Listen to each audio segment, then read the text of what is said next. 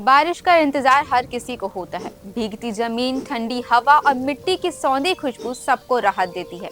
लेकिन यही बारिश जब शहरों की गलियों में बेहिसाब और बेपरवाह बहती है, तो एक सामान्य सी लगने वाली लेकिन गंभीर समस्या बनकर उभर जाती है। हर साल मानसून या तेज बारिश के दौरान दुनिया के कई शहरों की सड़कें, गलियां और यहाँ तक कि घरों के अंदर तक भी पानी भर जाता है। और बेहद चौंकाने वाली बात यह है कि सिर्फ छोटे शहर नहीं, बल्कि देश की बड़ी बड़ी स्मार्ट सिटीज, जिनके नाम के साथ विकसित तकनीक और स्मार्ट समाधान जैसे शब्द जुड़े हैं, वहां भी बारिश आते ही हालात किसी छोटे कस्बे से अलग नहीं होते। मुंबई, बेंगलोर, नई दिल्ली जैसे बड़े शहर भी हर मॉनसून में जलभराव जैसी समस्या से जूझते हैं। और ये साबित करता है कि सिर्फ स्मार्ट कहने से कोई शहर स्मार्ट नहीं बनता।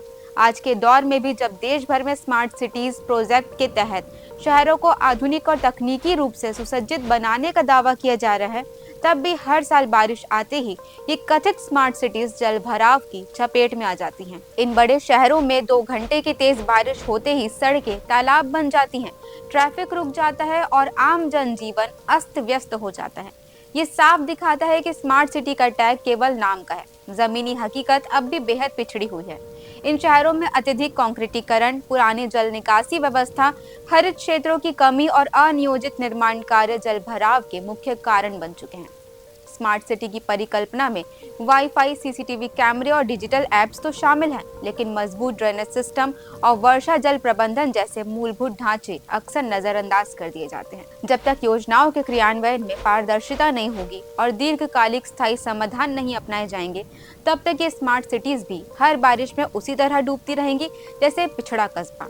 स्मार्टनेस का मतलब केवल तकनीक नहीं, बल्कि प्राकृतिक संसाधनों का संरक्षण, वैज्ञानिक योजना और जमीन पर प्रभावी कार्यान्वयन है। और यही हमें समझने की सबसे ज्यादा जरूरत है।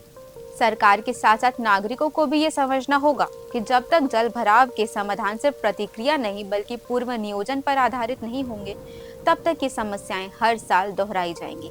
एक स्थायी समाधान के लिए चाहिए दीर्घकालिक मास्टर प्लान, पारदर्शिता, नागरिक भागीदारी और प्रकृति के साथ तालमेल रखने वाली नीति। वरना सरकार के प्रयासों के बावजूद जल भराव सिर्फ एक मौसम नहीं, बल्कि एक स्थायी शहरी त्रासदी बना रहेगा।